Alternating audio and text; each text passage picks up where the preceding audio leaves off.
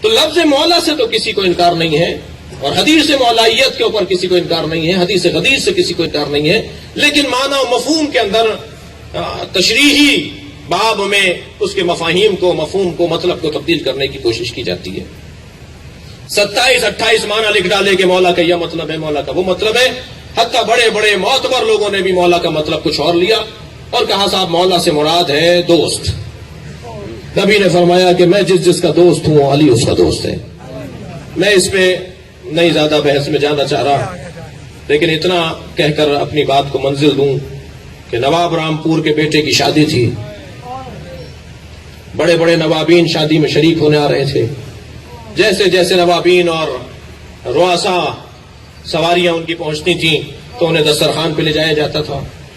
جب مہمان کھانا کھا لیتا تھا تو نواب صاحب کا ایک نوکر تھا، اس کو وہ محمد کہہ کے پکارتے تھے، تو نواب صاحب آواز لگاتے تھے محمد انار لاؤ، اور محمد دوڑا دوڑا جاتا تھا اور انار لاتا تھا، اسے کھولتا تھا، اس کے دانے جو ہے وہ مہمانوں کو کھلائے جاتے تھے۔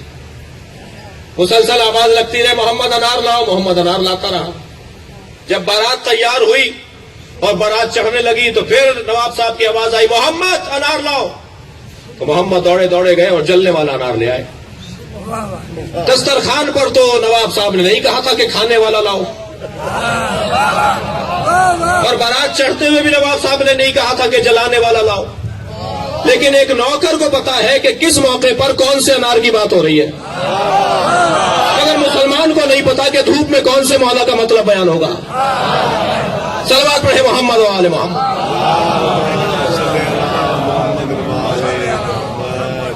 نہیں عزیزان گرامی، مولا اولا بالتصرف، ہماری جانوں پر ہم سے زیادہ علی کو حق ہے، ہماری جانوں پر، ہمارے مال پر، ہماری اولاد پر ہم سے زیادہ میرے مولا علی کو حق ہے۔ برحمتك يا أرحم الراحمين وصلى الله على محمد وآله الطاهرين۔